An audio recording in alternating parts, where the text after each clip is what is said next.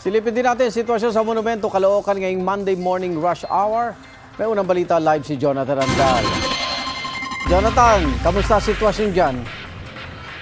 Igan, sa mga oras na ito ay walang pila ng mga pasahero dito sa EDSA Bus Carousel sa Monumento Station. Kung makikita nyo sa likod ko, yung footbridge na yan yung minsan napupuno kapag mahaba ang pila. Pero ngayon, nakita nyo naman, maluwag. Sunod-sunod kasi yung pagdating dito ng mga bus, kaya hindi tumutukod ng matagal ang pila. Ito naman po ang sitwasyon sa LRT Monumento Station kaninang alas 6.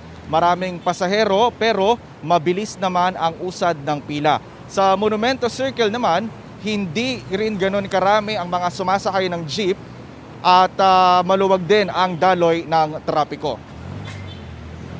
Samantala, sitwasyon naman dito sa may EDSA Monumento, pareho pong maluwag ang magkabilang linya. Yan ang unang balita mula rito sa Caloocan. Ako po si Jonathan Andal para sa GMA Integrated News.